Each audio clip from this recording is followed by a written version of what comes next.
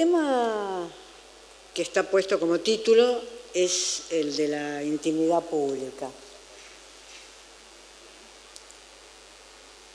La intimidad pública es algo que, uno diría, en el curso del siglo XX es un fenómeno que fue acentuándose. No es algo que haya aparecido ahora ni haya aparecido en la década del 50 con la televisión. La intimidad pública con los grandes diarios populares fue la que se inició como noticia. Los grandes diarios populares, me estoy refiriendo al diario Crítica de la década del 20.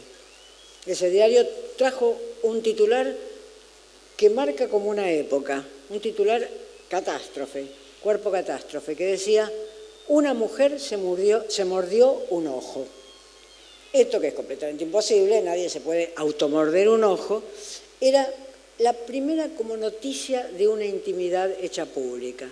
Carecía de todo interés político, carecía de todo interés sociológico, simplemente era como una especie de escándalo de la naturaleza.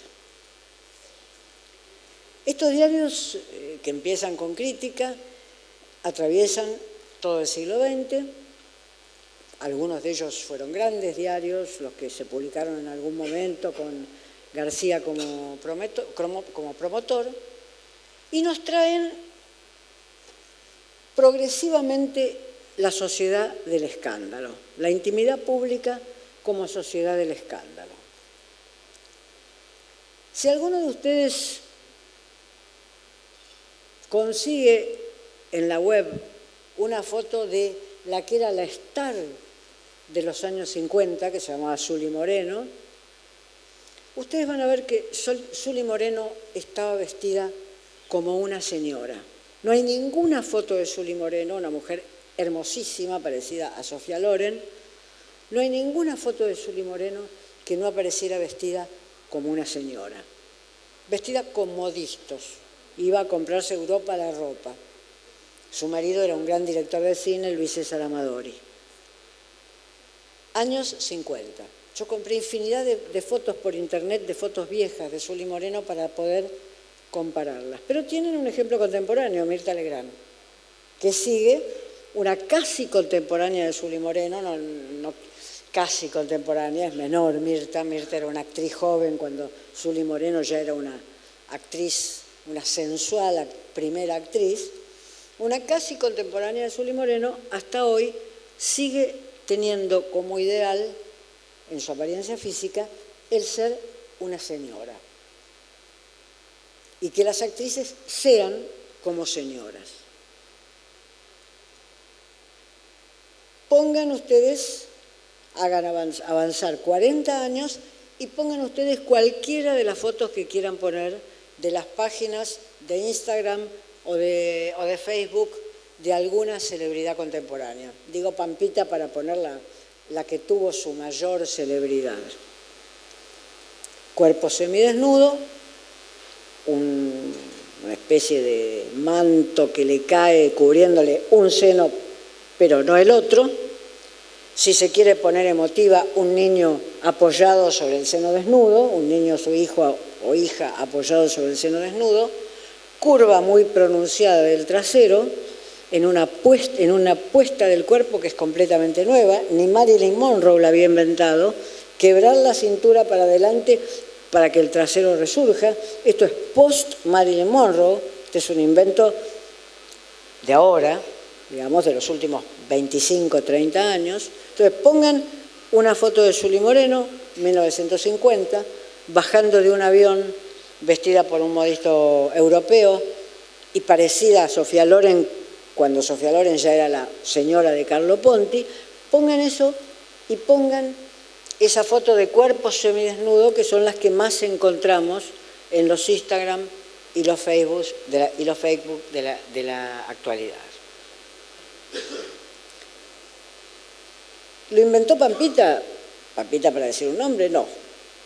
Esto no lo inventó Pampita, este es un invento que uno podría decir colectivo, un efecto cultural social, donde todo, por otra parte, es muy rápido.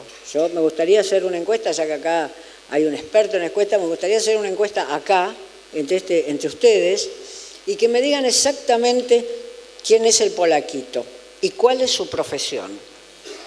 Y si lo recuerdan, más o menos. Polaquito fue una celebridad hace 4 años. Una celebridad del programa de Tinelli. Cuando yo lo olvidé, como se olvidan estas celebridades instantáneas, dije, y estaba escribiendo un libro, dije, ¿de qué era célebre el polaquito? ¿Por qué cosa era célebre el polaquito? Y empecé a hacer una encuesta entre mis amigos. ¿Vos te acordás del polaquito? Sí, más o menos me acuerdo del polaquito. Nadie me sabía decir qué sabía hacer el polaquito. Si bailaba o cantaba. Nadie sabía decirme eso. Había perdido toda determinación en esa especie de río leteo, de río del olvido, que es la transformación en una celebridad. Incluso personas que tenían oficios muy estables y prestigiosos y con prestigio bien ganado, como puede ser Graciela Alfano, que fue una gran modelo de la década del 60 y comienzos de los 70, hoy es simplemente una celebridad. Nadie recuerda que fue una gran modelo, sino es la celebridad de hoy. Es decir, se va como borrando eso que el oficio le daba a cada uno de estos intervinientes en la esfera mediática, digamos. Esto entraña, por supuesto, repetición. Hemos visto decenas de polaquitos y por eso nos confundimos y por eso nadie levantó la mano diciendo, pero por favor, Sarlo, si el polaquito cantaba. Y yo le hubiera dicho, te apuesto que no, bailaba, y entonces ahí hubiéramos empezado una discusión sobre el saber del polaquito, que estaba en el programa de Tinelli. Y sobre todos los que pasaban sobre el programa de Tinelli podríamos haber hecho la misma discusión. ¿Cuáles eran sus rasgos? Todos los que pasaron por Gran Hermano, ¿en qué se convirtieron? Aparte de ganarse la vida como pudieron, yendo a las discos, mientras su cara aparecía en televisión, yendo a las discos para hacer los famosos truchos de la noche en la inauguración de una disco. Es decir, que tenemos un lugar donde todo se repite de una manera muy idéntica, un mundo de siameses, digamos, y esa repetición tiene que ser como interrumpida para evitar que la gente dé vuelta a la página, haga el zapping, salga de la red o diga, che, qué aburrido que estás hoy, o alguna de esas lindezas que se leen en las redes sociales. Hoy Alberto Fernández nos está enseñando nuevas de esas lindezas de las redes sociales. Entonces, ¿qué es lo que puede interrumpir esa repetición? El escándalo lo interrumpe. El escándalo ese donde lo vi, me enamoré, vamos a estar juntos para siempre. 20 días después, es la persona más perversa que he conocido, nunca le perdonaré lo que me hizo, no se sabe muy bien lo que le hizo, nunca nos veremos, y si tenían un hijo en ese lapso, si en vez de 20 días habían pasado 20 meses, vamos a disputar por la tenencia de ese hijo, porque ese hijo no merece tener esa madre o ese padre. El escándalo tiene un argumento de una sencillez absoluta. Casi es tan sencillo que no podemos recordarlo. Casi es tan sencillo que el próximo escándalo lo borra. Es decir, son pasiones instantáneas, fugaces y, sobre todo, extremadamente fáciles de captar de manera distraída. Imagínense que nos pidieran a cualquiera de nosotros que hiciéramos el relato, breve, pero el relato, de las transiciones de Sergio Massa en los últimos 2 meses. De si iba a ir para allá o para acá, de si alternativa federal o no alternativa federal, de si se tomaba la foto, y lo vimos en esa foto, pero después salía y iba a otra posible foto. Sí, para empezar no las recordamos, porque era como una pista de skate eso, lo de Sergio Massa. Y no es una crítica a él, digo, es una forma de la política contemporánea. al margen de que puedo tener mi crítica. Si iba a confluir a la Paso de Schiaretti, si no iba a confluir a la Paso de Schiaretti. Es extremadamente difícil ya comprender el argumento. Salvo que uno diga, bueno, no me importa lo que haga este tipo, algún día se va a decidir. El argumento es extremadamente difícil de comprender. Y estoy dando un argumento que aparece en la televisión, no estoy dando un argumento que aparece como capítulo final de la lógica de Hegel. Estoy dando un argumento que aparece en la televisión, que aparece obviamente en las redes, en las cuales Massa tiene sus seguidores y postea sus mensajes. Pero vayamos un poquito más allá de los desplazamientos políticos. Vayamos a hacer un relato. Llega el marciano, me gusta siempre la imagen del marciano, llega el marciano, aterriza acá y me dice, mira, desde Marte lo único que se oye son pasos en la Argentina. ¿Me podés explicar cómo se organizan las ideas políticas en esas pasos? ¿Podés darme una explicación que yo pueda entender? Y uno diría, me agarró el marciano. Me agarró el marciano, no soy capaz de hacer eso en un relato para quien no sea un experto. Para quien no sea un experto y lea diarios sobre papel, yo diría, que es donde ahí está la información de la manera más, bajo la forma narrativa y bajo la forma de ideas más estable. Para quien no lea diarios sobre papel. Entonces, la inteligibilidad del mundo queda desorganizada. Y frente a un escándalo de Pampita, no es que crea que solo Pampita tiene escándalo, digo escándalo de Pampita porque creo que habría que hacerle el honor de llamar a los escándalos escándalo de Pampita. Frente a un escándalo de Pampita, que es el argumento más sencillo, es mucho más sencillo que un cuento infantil, es mucho más sencillo que Hansel y Gretel. Fíjense, para contar Hansel y Gretel yo tengo que empezar, que eran dos hermanitos que se fueron, que les dejaron en el bosque, que encontraron una casa, que tengo que empezar a dar una serie de precisiones. Para ese escándalo se cuenta el de Pampita en 5 segundos. Y los pormenores de la política son cada vez más complejos. Por otra parte, la política prefiere muchas veces bordear esos pormenores complejos y ratificarse en los pormenores simples, es decir, los pormenores santos de la política.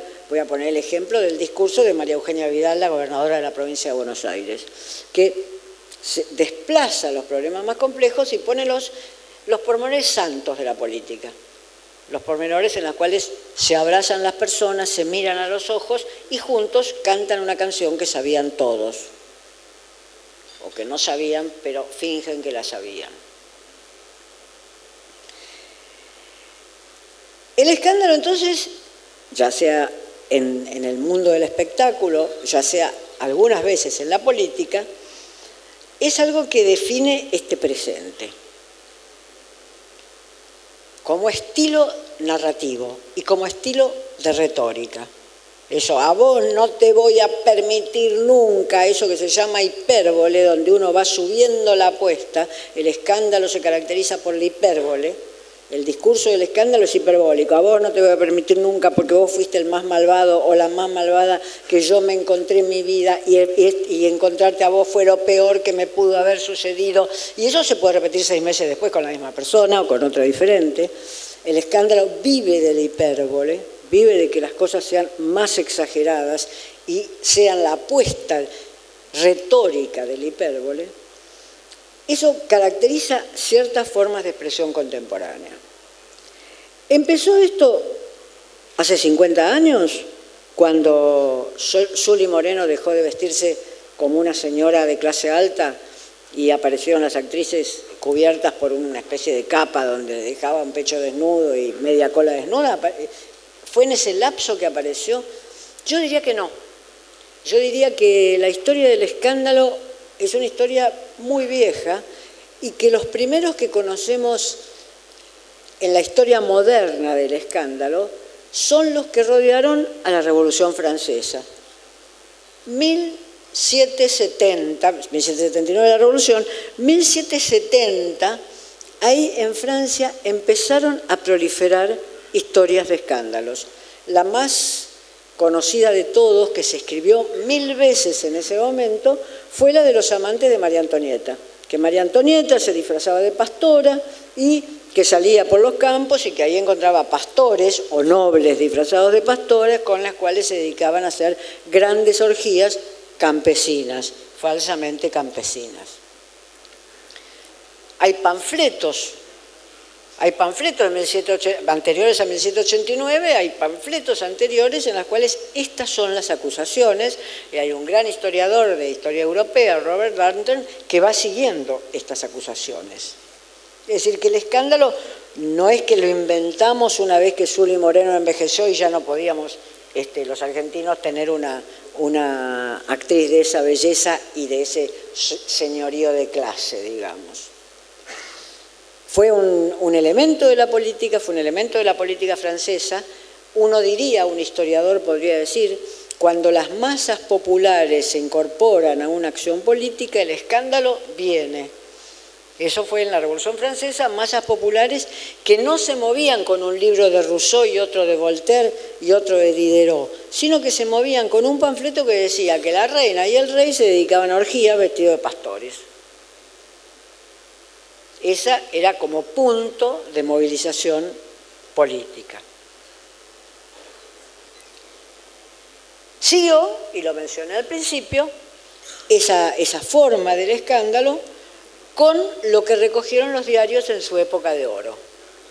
Si alguno de ustedes vio El Ciudadano, la película de Orson Welles, ese fue el diario contemporáneo al diario Crítica de la Argentina. En un momento los argentinos éramos contemporáneos a grandes innovaciones tecnológicas y a grandes innovaciones discursivas.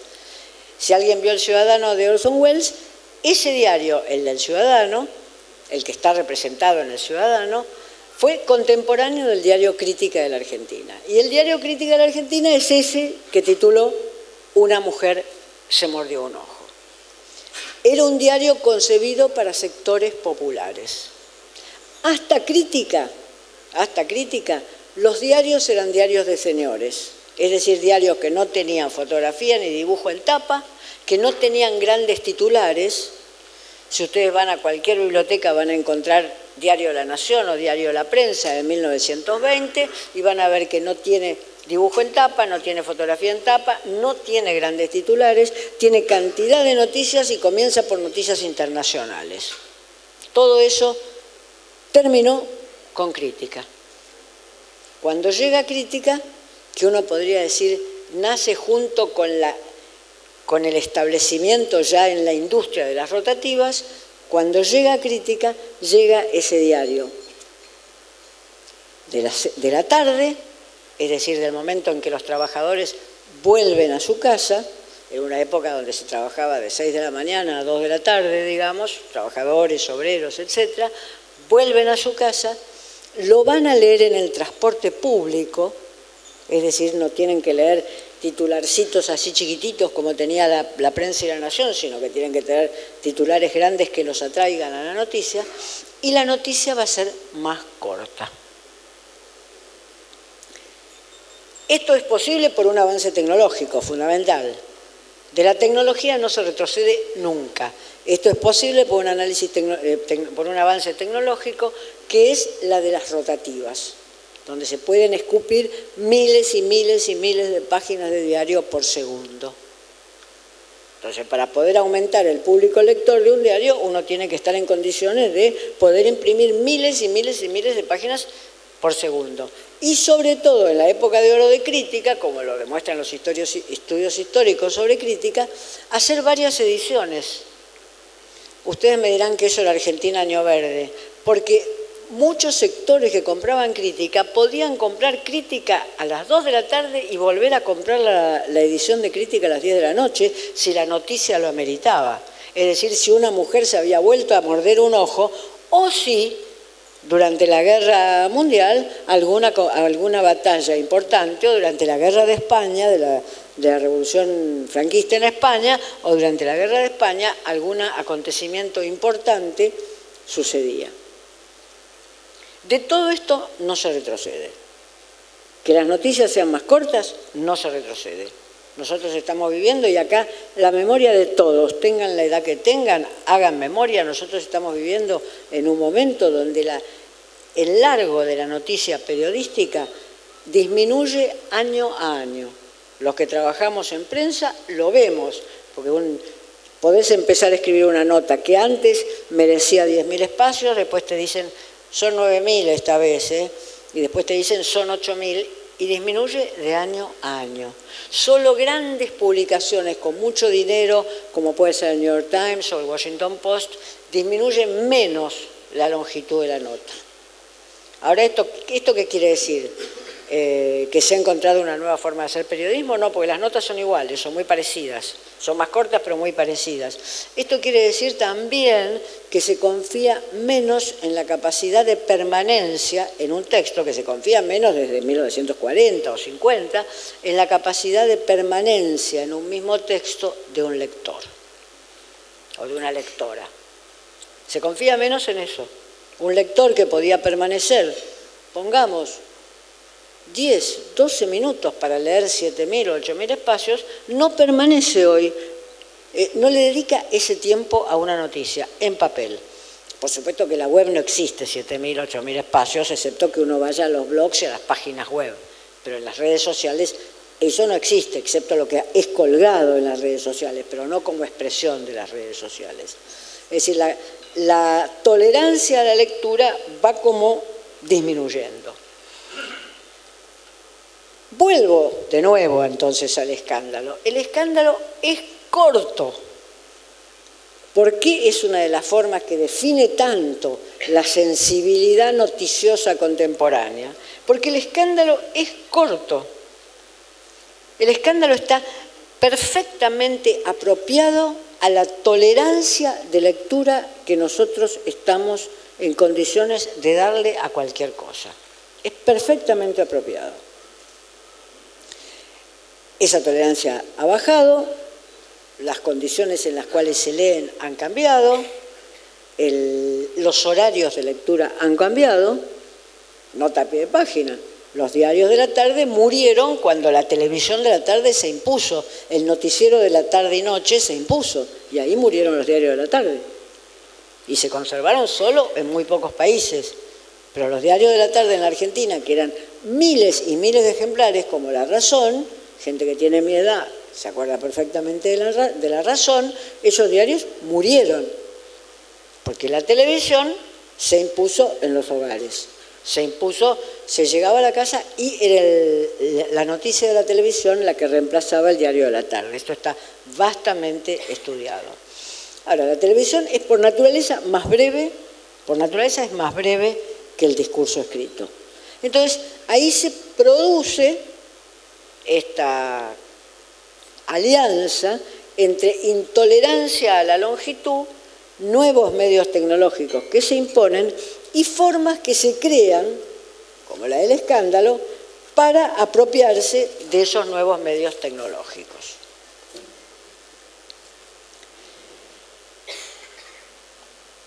Vamos a otro rasgo. El primero que quise establecer es: de la tecnología no se vuelve. El pesimismo antitecnológico no tiene destino.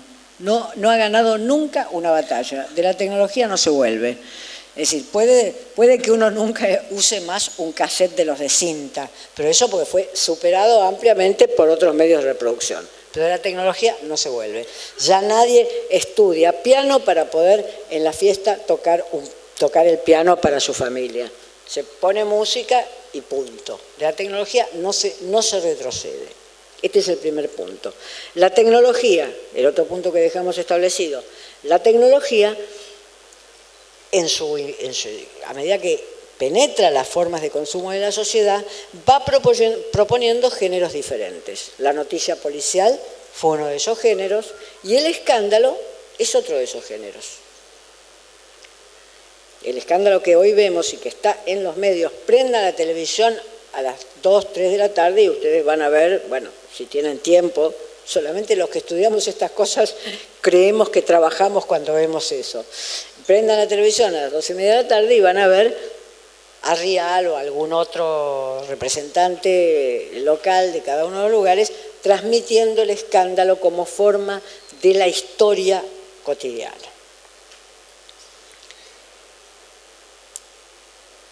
Hasta aquí llegamos. Ahora nos preguntamos, ¿esto forma parte también, o preguntémonos, forma parte esto también de un fenómeno más vasto? Si le creemos a un gran teórico de la modernidad que se llamó Simmel, un hombre de comienzos del siglo XX, pareciera que todo está pensado en el comienzo del siglo XX. Después se hacen encuestas para ver cómo se demuestra lo que se pensó en el comienzo del siglo XX, pero todo se está pensado en el comienzo del siglo XX. Max Weber, Simmel, ese gran teórico de la modernidad, dijo que la modernidad se caracteriza porque el psicologismo es un intérprete del mundo y la vida interior encuentra un lugar central en ese mundo.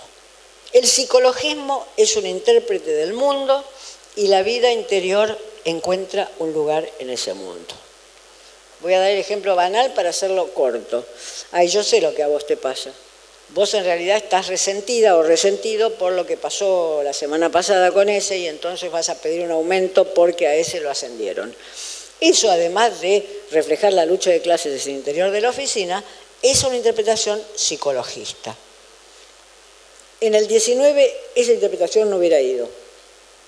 Esa es una interpretación que uno dice típica del siglo XX. Da razones psicológicas subjetivas de hechos que son psicológicos y subjetivos, pero también son objetivos. Entonces, el psicologismo es una de las formas con las cuales nosotros entendemos el mundo o creemos entenderlo. No tengo que mencionar que Freud es uno de los grandes teóricos de fines del XIX, comienzo del siglo XX. Es la descripción que él hace del mundo un poco cognoscible y un poco difícilmente cognoscible, que es el mundo de lo subjetivo, el mundo de la conciencia y del inconsciente, la descripción que él hace es la que marca nuestra forma de pensarlo, así no hayamos leído nunca una página de Freud. Nunca. ¿Quién no escuchó decir, vos estás proyectando? La persona que dice, vos estás proyectando tu problema, ¿leyó una página de Freud? No. Freud ha pasado a ser nuestro vocabulario. Histérico. Ahora se usa decir que las mujeres no somos ni histéricas ni no sé qué. Histérico es una palabra que no estaba en el vocabulario hace 60, ni 70, ni 80 años. Se decía nervioso, maldaparte, según el nivel de lengua. Histérico no estaba. Eso viene directo de Freud. La histérica como insulto a la mujer, como aquella mujer que promete pero no da, que eso es la histérica, digamos, aquella que promete, da signos de prometer pero no otorga lo que da signos de prometer, ese nombre no estaba. Entonces el psicologismo le da nombre incluso, ese psicologismo, el freudismo, etcétera, le da nombre incluso a nuestras reacciones más cotidianas. Está medio paranoico ese. Decir está medio paranoico ese no es haber leído una página de Freud. Y decimos está medio paranoico, sí, es un perseguido. En vez de decir paranoico, decimos es un perseguido, cree que todo el mundo lo persigue. ¿Leímos una página de Freud para decirlo? No. Yo no la leí, y uso la palabra paranoico como si fuera psicoanalista.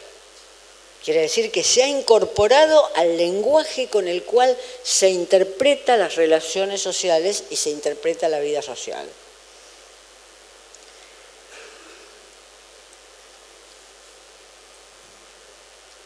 El yo aparece entonces, el yo comienza a aparecer como una cosa pública. Ustedes me dirán, pero eso ya lo hizo Rousseau en el último tercio del siglo XVIII. Es cierto, Rousseau en Mis Confesiones lo hizo en el último tercio del siglo XVIII. Ahora, fue un escándalo Fue un escándalo. Los filósofos que se suponía que pertenecían al núcleo de filósofos preparadores de la Revolución Francesa y de la nueva filosofía, incluso esos filósofos se sintieron agredidos o disgustados por la sinceridad con que Rousseau expuso sus pasiones en sus confesiones. Fue un escándalo. Hoy se podría dar de lectura en el secundario, si es que en el secundario se lee algo todavía. Hoy se podría dar de lectura en el secundario. Cuenta sus enamoramientos, sus traiciones, sus deslealtades, cuenta de la manera más abierta sus traiciones, sus deslealtades y sus amores, además de otras cosas bastante más interesantes que eso. Pero Rousseau fue escandaloso. Doy un ejemplo local. El uso que hacía Sarmiento de la primera persona, Sarmiento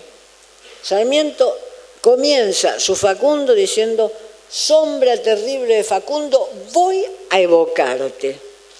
Él, Sarmiento, que no era nadie, cuando escribió Facundo no era nadie Sarmiento, era uno de tantos exiliados. Ese voy a evocarte causó escándalo en otros contemporáneos que decían, pero ¿quién se cree que es Sarmiento para hablar todo esto en primera persona? Lo decía Alsina, otro exiliado en contemporáneo de Sarmiento. El yoísmo del Facundo de Sarmiento, hablaba de Facundo, pero hablaba de Sarmiento todo el tiempo, y el yoísmo de Recuerdos de Provincia resultaba intolerable para las costumbres de ese momento. ¿Quién no usa la primera persona hoy? Nota al pie del periodismo. La primera persona en el periodismo estaba prohibida. No se usaba primera persona, salvo en las notas costumbristas, las de Roberto Arte. Pero en el periodismo de información no se usaba. Hubo un gran periodista argentino, Jacobo Timerman, que en el diario La Opinión, de repente, yo era muy joven en esa época, ni soñaba con escribir ahí, de repente un día encuentro una primera persona en un artículo y me agarra como un sacudón. No había visto nunca un yo en un artículo periodístico. Si no recuerdo mal, era del hoy diputado Moró. Si no recuerdo mal el artículo, era del hoy diputado Moró. Pero se podría rastrear en el archivo de La Opinión. Y después nos fuimos enterando que Timerman fue el que abrió la puerta de esa primera persona, pero a sus grandes periodistas o a aquellos que tenían mucho nombre. Porque, como decía Timerman, la primera persona había que ganársela. Es decir, no podía yo entrar por la puerta, que no me conocía a nadie, y llevar un artículo diciendo, porque yo pienso que en realidad las próximas elecciones, según mi opinión, no son lo que deben ser, porque Schiaretti en realidad su triunfo en Córdoba, tal cosa. No, eso era imposible. Si yo tenía un nombre lo suficientemente grande como para poder escribir en primera persona, por otra parte la debía usar poquito. Yo tardé décadas en llegar a usar una primera persona. Y la frase de Timerman era esa: la primera persona hay que ganársela. No es que entra, abre la puerta y te dice, yo, ¿sabes qué? Schiaretti no le va a ir bien con Alternativa Federal, o por el contrario, le va a ir bien porque se lo merece. No podía hacer eso, nadie podía escribir así. 1981, Diario La Opinión de Timerman, la primera persona comienza a aparecer. Hoy podemos encontrar notas periodísticas donde en una nota de tecnología se diga, porque yo en mi casa tengo 7 computadoras, una de ellas las usan mis hijos, y después la nota sigue normal como una nota de tecnología, pero tiene como esa cobertura hogareña. Y muchas veces yo digo, ¿para qué quiero saber que tiene 7 hijos o 7 computadoras? Con que me explique este problema que yo tengo con un Adobe Acrobat que no me admite la escritura, me es suficiente. Sin embargo, está legitimado. El yo entonces se ha vuelto una cosa pública y ya no tiene que ser defendido. Se dice, porque yo pienso, y se puede largar después de eso lo menos pensado, para usar un juego de palabras, se puede largar después del yo pienso lo menos pensado, en el doble sentido de la palabra, lo que nadie ha pensado y lo menos pensado, porque la persona que lo dice tampoco lo pensó bien, se puede decir yo pienso y se puede seguir, porque la legitimación está. Entonces, tenemos el escándalo por un lado, que es esa historieta que se aprende rápido, esa historieta demostración del yo que se aprende rápido. Tenemos por otro lado esta legitimación completa de la primera persona. Y nos falta algo más, que es las terapias actuales de la primera persona. Que no, como todo esto, no empezaron con Facundo Manes ni empezaron 10 años antes, empezaron con un libro que tuvo un éxito enorme en la década de 1940, que era un libro de un señor que se llamaba Dale Carnegie, que se llamaba Cómo ganar amigos y empezar su vida de nuevo. En la década del 40 tuvo un éxito enorme, no había hogar, fue un bestseller como los bestsellers de hoy, no había hogar donde no estuviera ese libro, y era una receta de autoayuda. Es decir, usted no tiene amigos porque usted generalmente no es muy simpático, pero si usted lleva a la oficina 2 chocolates y en vez de comerse los 2 usted convida a la persona que tiene al lado, juro que era así, convida a la persona que tiene al lado con otro chocolate, inicia ahí un diálogo. Después pregúntele cómo salió su equipo preferido de béisbol, y si usted es del otro equipo, tampoco le diga me alegra que haya perdido, sino que dígale, bueno, a veces perdemos, a ver si ganamos, vamos a ver qué pasa dentro de 15 días. Eran consejos de ese estilo los de Dale Carnegie. ¿Qué son los consejos de la autoayuda? Es el mundo de la autoayuda, y es un mundo de autoayuda que es funcional a acrecentar el capital emocional de cada uno de nosotros.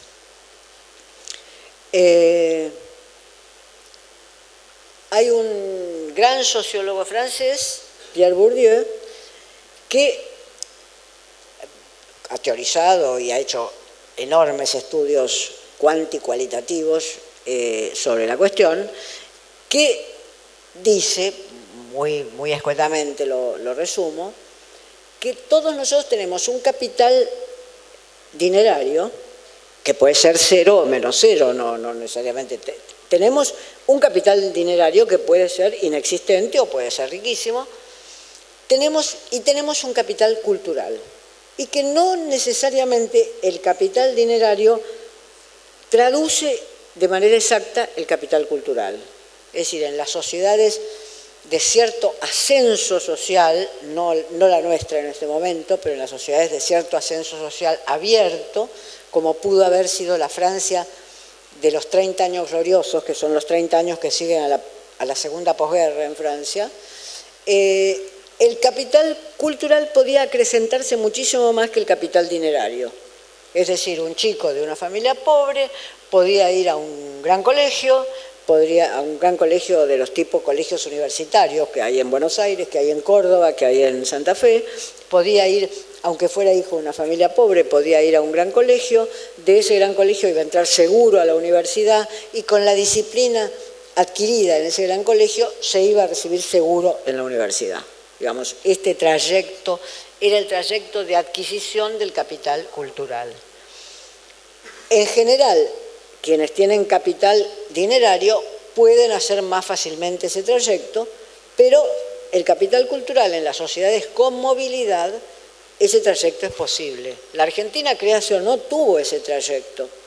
Tuvo ese trayecto con las primeras oleadas de inmigrantes.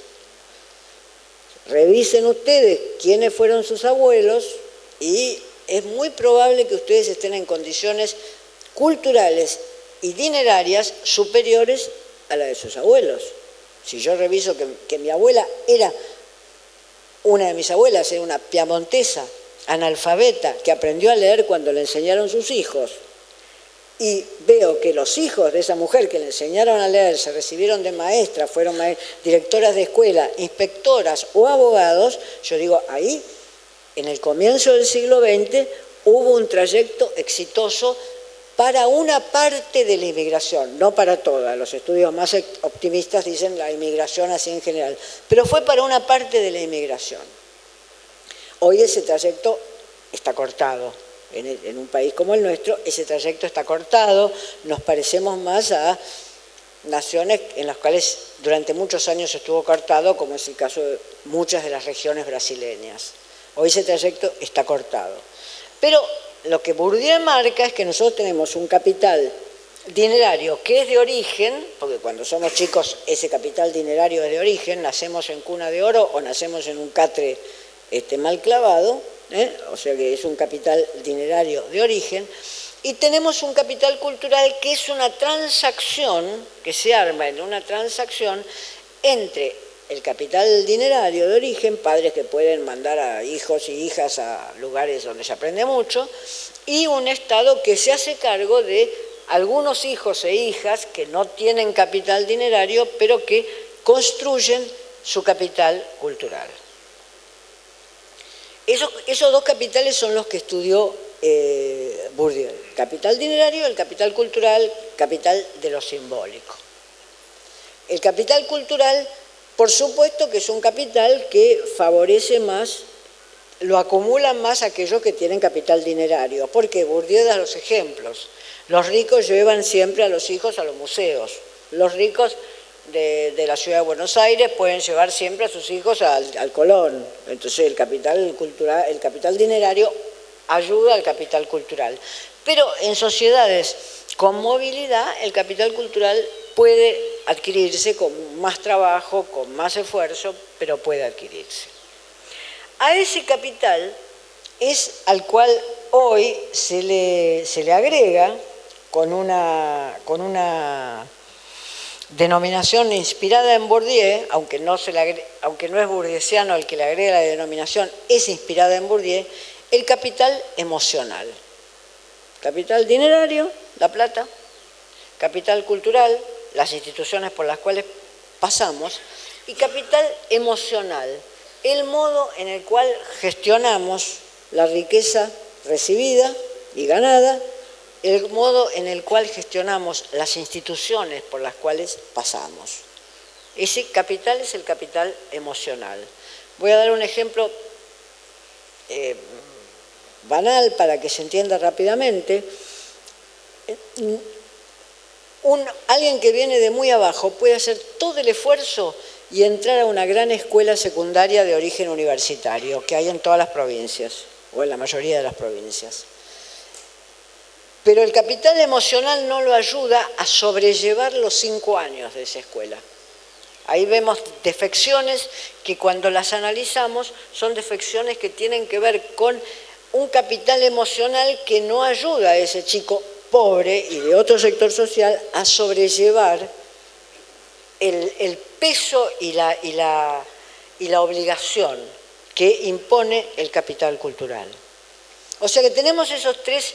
Sería, el capital emocional es el que agregamos como tercero a este esquema de Bourdieu, que es capital dinerario y capital cultural. Qué lío, ¿no? Porque, bueno, ¿dónde compramos el capital emocional? No se puede ganar en la bolsa, no se puede ganar comprando dólares, no se asegura por la educación simplemente, la educación no asegura ese capital emocional. Entonces, ¿dónde adquiere el sujeto este nuevo capital que parece indispensable para vivir en un mundo contemporáneo donde el capital emocional es muy valorizado? No hay solución de esto, pero los que hacen los libros de la autoayuda son los que proponen las soluciones a eso. Yo aclaro para empezar esta última parte, que mi diagnóstico es pesimista, sobre la cuestión, el capital emocional no se construye de manera voluntarista. Los libros de autoayuda no construyen capital emocional de manera voluntarista, pero son acompañantes en el camino. Es como, supónganse que yo soy creyente, es probable que estar todo el día con mi devocionario no produzca un milagro en mi vida, pero es un acompañante en mis desgracias. Es un acompañante en mis desgracias, es estar todo el día con un devocionario, con un rosario, con una cruz. Es un acompañante en mis desgracias. Estoy describiendo, no estoy diciendo que así tienen que ser las cosas, estoy describiendo cómo pueden ser. El capital emocional, entonces, tiene hoy un mercado extraordinario. Las editoriales saltan de alegría cada vez que aparece un libro de autoayuda que promociona la adquisición de capital emocional. Está Mateas, Bachrach, pónganle el nombre que quieran. No quiero hablar mal de estos autores, que publicamos todos en las mismas editoriales, no con el mismo éxito, pero ese capital tiene hoy, la adquisición de capital cultural tiene hoy estos autores. ¿Y qué hacen estos autores? Estos autores nos proponen, yo leí algunos de estos libros porque dije, vamos a tomar en serio esto, y a lo mejor me va bien, además leo los libros y por ahí termino con un capital emocional como de 100.000 pesos. ¿Qué proponen estos autores? Estos autores proponen una epopeya del yo, módica. No es que propongan una epopeya del yo arriesgada, una módica epopeya del yo muy adaptada a las regulaciones del mundo, llámenlo como quieran, capitalista, del sistema de mercado, en fin, cada uno que le dé su denominación, muy adaptada al mundo en que vivimos. Son epopeyas del yo y no son epopeyas que funden comunidad, excepto la de la familia. Y un poco más amplia que la familia, la comunidad del trabajo, pero muy poquito hacia ese lado. Es decir, son módicas epopeyas del cultivo del yo y de la capacidad que tenga ese yo de gobernar aquellos impulsos, lo estoy dando con comillas, son comillas de los libros, aquellos impulsos que destruyan su capacidad de adaptarse a una sociedad que no se va a adaptar a él. Uno podría decir, un obrero socialista o un obrero anarquista a comienzos del siglo XX no quería adaptarse a una sociedad que no se iba a adaptar a él, quería cambiar esa sociedad para sentirse mejor él y todos en esa sociedad. Lo que hacen los libros de autoayuda es dar los consejos necesarios para la adaptación a una sociedad que no se va a adaptar a él. Son libros adaptativos de los sujetos a las sociedades. Claro, esa epopeya del yo es muy poco aventurera. Y ahí vuelvo a los escándalos. Esa epopeya del yo es muy poco aventurera.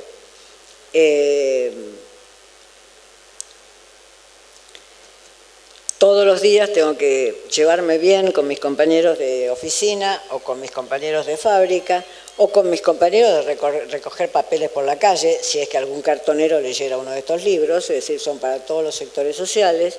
Todos los días me tengo que llevar bien, tengo que saludar bien a la gente, etc. ¿Y cuándo? ¿Y cuándo eso que parece inexplicablemente persistir en todos nosotros, que es el momento de esa aventura? Ese deseo de esa aventura, ese deseo del hecho que no se va a repetir en mi vida. Nosotros lo tenemos mucho con el turismo, fíjense que uno lo dice con el turismo, eso. Nunca más voy a estar en un lugar así. Descubrí un lugar así, tal cosa, tal otra. No descubrió nada porque están todas las guías turísticas, pero uno dice, esto me pasó a mí. Ese deseo de que algo le haya sucedido a mí, a uno especialmente. Bueno, no hay mucha salida de eso Y entonces, estos libros de alta ayuda lo que proponen es una metodología de adaptación a aquello que no tiene salida. Como contraparte de esa metodología, admiramos y envidiamos, todos nosotros, las vidas de aquellos que parecen tener episodios excepcionales. Ese es el lugar que encuentran las celebrities y sobre todo los escándalos en nuestra propia vida.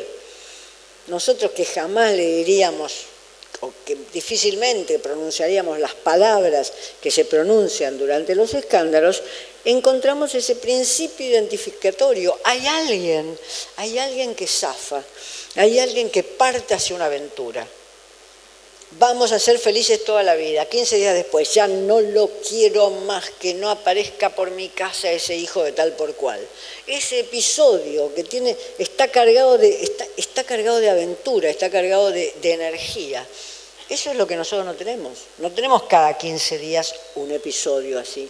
Porque además no tenemos ni capacidad económica, tenemos límites emocionales para vivir de ese modo los episodios. Entonces, vamos buscando quizás, y nos reconciliamos con ciertos discursos que uno ve en la televisión o que uno ve en las redes, vamos buscando esos momentos de excepción que otros tienen en las vidas. Como si le miráramos el Cadillac o el Mustang, como si le miráramos el Mustang al millonario. También uno dice, o el vestido, también uno dice, qué lindo hubiera sido vestirse con esa ropa. Uno sabe que no se la puede comprar, que no se la puede pagar. Entonces, eso crea como un principio de identificación que no se va a cumplir nunca, pero que como principio de identificación puede funcionar, digamos, como principio de identificación de alguna manera mantiene a ese yo en el centro del teatro.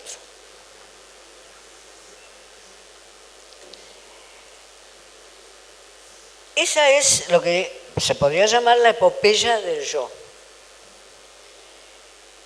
Una cosa, por supuesto, es la epopeya del yo de alguien que gana bailando por un sueño, y otra cosa, por supuesto, es la epopeya del yo en alguien que dice, bueno, logré irme de vacaciones 15 días. Son epopeyas diferentes. Pero esas, diríamos, son las epopeyas del yo, las recompensas simbólicas, emocionales, de un yo que quizás tenga bajo capital dinerario y que no se conforme con su capital cultural, que no le parezca que su capital cultural vale todos los sacrificios que hace ese yo y sus hijos y sus hijas en la vida. Esas son las que yo llamaría esas epopeyas del yo. Lo que encontramos entonces es un mundo de exhibición permanente en la cual nosotros, que no somos los exhibidos, envidiamos de alguna manera, no digo que cada uno siente ese sentimiento, sino seguimos esa exhibición, nos pegamos a esa exhibición. ¿Cómo sucede todo esto? Y con esto ya me voy acercando al fin de mi conversación con ustedes.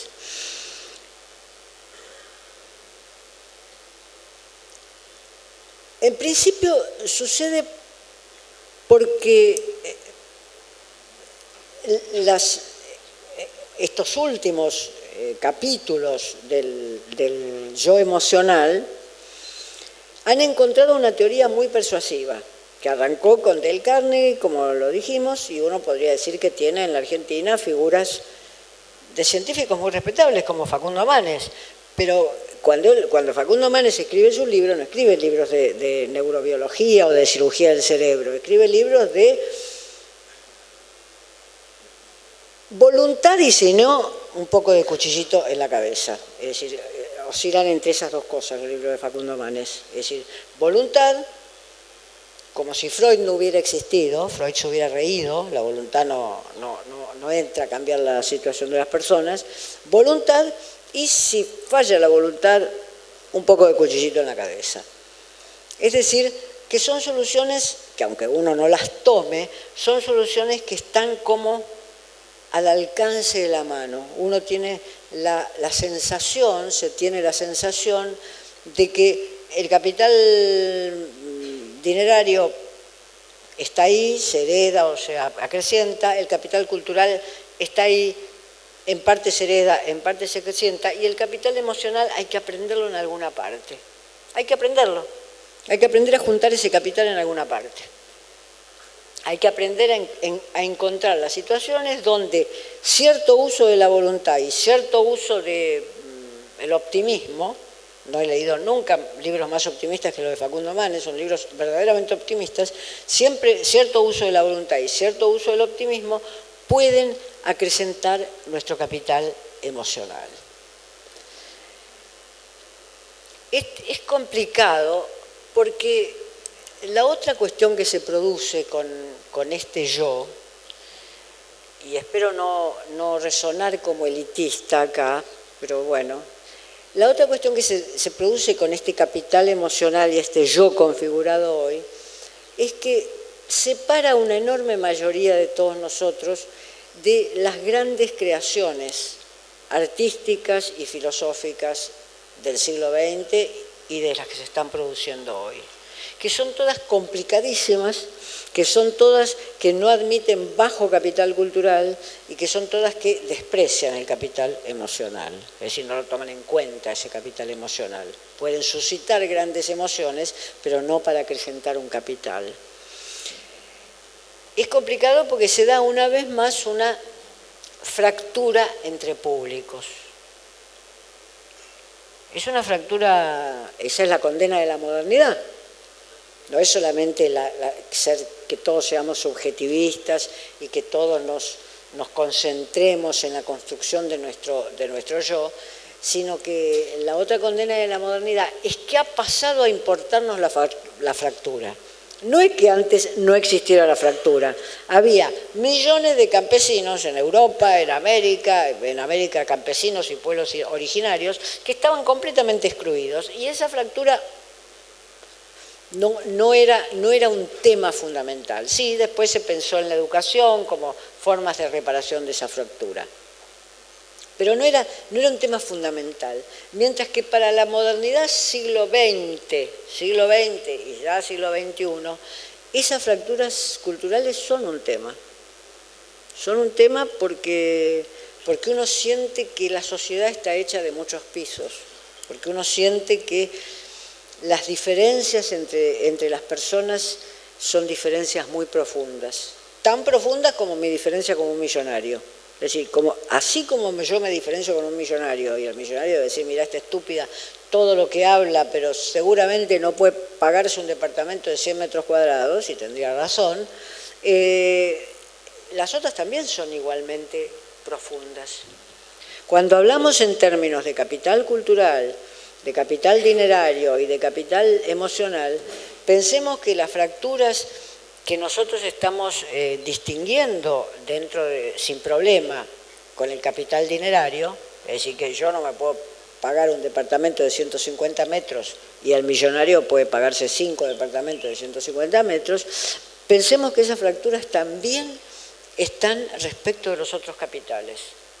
Y cuanto más lejos esté la enseñanza de la gente, y sobre todo de los jóvenes, más se va a profundizar esa fractura del capital cultural y también del capital emocional. Porque el capital emocional es fundamental para la construcción. El capital cultural es fundamental para la construcción del capital emocional.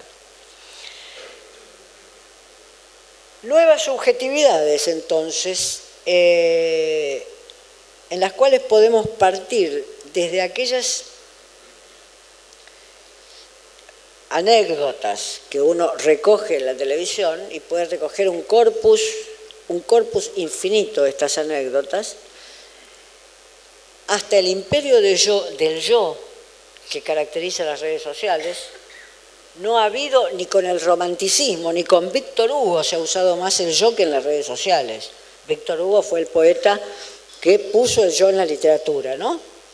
Empezó un poema diciendo: este siglo tenía 2 años cuando yo nací. Forma de empezar. En vez de decir Napoleón tal cosa, dijo: este siglo tenía 2 años cuando yo nací. Puso el subjetivismo y el centramiento de las redes sociales no tiene equivalente en la historia cultural anterior. No la tiene. Después podemos decir si son muchos o pocos los que las escriben, los que las leen, los que le dan crédito. Lo que puedo decir es que comparando texto a texto no tiene el subjetivismo, no tiene equivalente de eso. No tiene equivalente ni en la literatura romántica. Rousseau se pasaría por ser una persona que no hablaba de él, frente al uso del yo en las redes sociales. Y esto es lo que dice Simmel. La realidad vista bajo la perspectiva de un sujeto.